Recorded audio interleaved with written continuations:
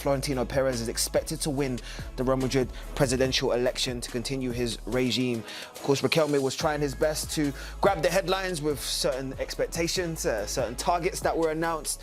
But at this moment, the reports, at this moment today, for where we stand, is that Florentino Pérez will continue as the leader of that Real Madrid regime. Under Florentino Pérez, of course, it can be well documented in terms of his success: the 20 domestic titles, 9 La Ligas, 3 Copa del Reys, 8 Super Copas, of course, the 13 continental titles, the 7 Champions League, which is well documented, intercontinental titles as well.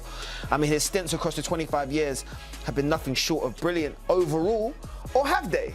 So this is the perfect time to bring in our La Liga correspondent, of course, Phil Kitromilides. Phil, I'm always excited any opportunity that we have to talk about Real Madrid, but more importantly, when you talk about something as big as an election, which we haven't really been in this type of seat for a long while. So just give me the latest thoughts with someone that's on the ground as to where this election is going.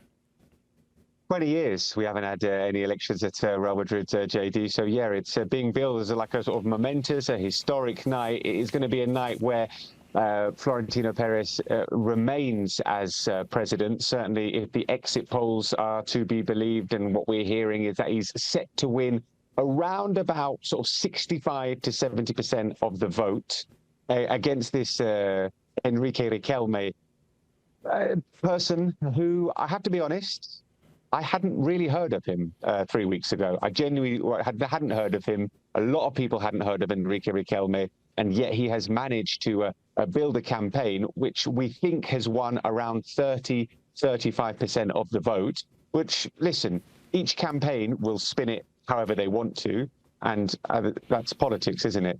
For Florentino, obviously, it's another big win. It's obviously another mandate to continue to lead the club. But for Riquelme, for someone who, you know, nobody really knew who he was, who has put this campaign together in about 2 weeks, to get 35% of the vote is actually a really good result for him. And I think he will certainly be looking forward to the next elections, which will be probably in 4 years' time, and thinking, then I'm going to have a really, really good chance of being the next president of Real Madrid. So broadly speaking, it's gone, we think, as expected, although perhaps Riquelme has got more votes than certainly even he would have thought at the start of the campaign.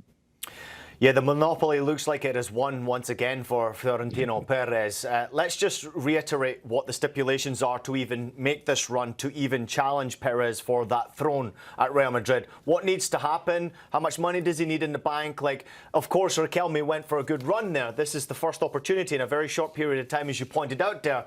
But this could get a little bit closer next time around.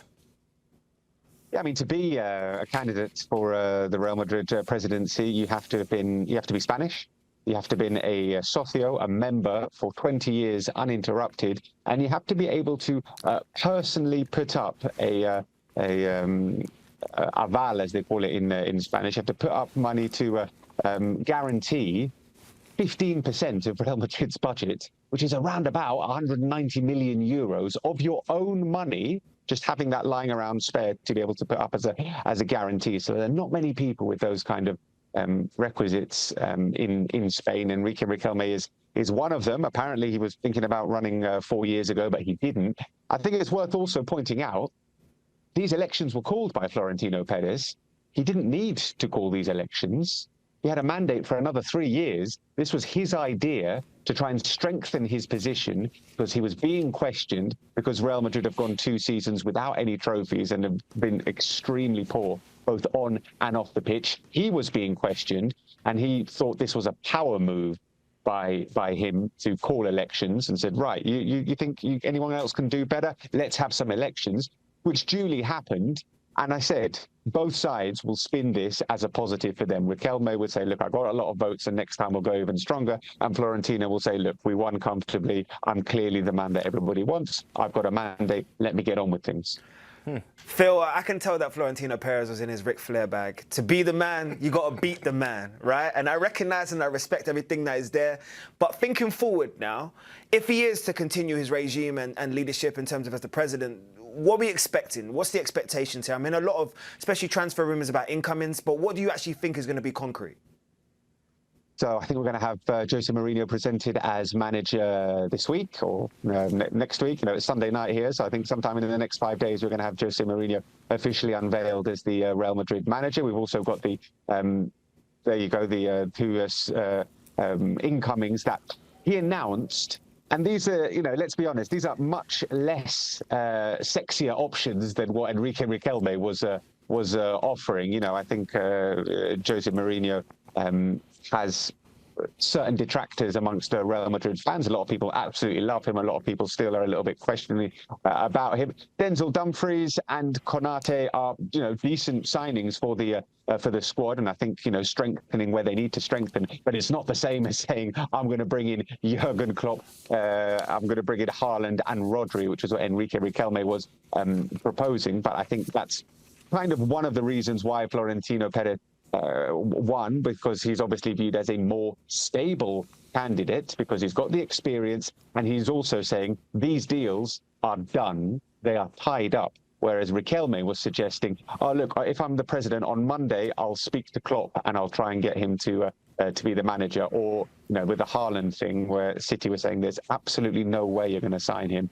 And he seemed to be convinced. So there was all those doubts about his project, which I think ended up being a little bit negative for his campaign. But in the short term, as you said, those signings will be announced. They'll come through. And then, of course, one of the big moments of this campaign was Florentino's mystery signing.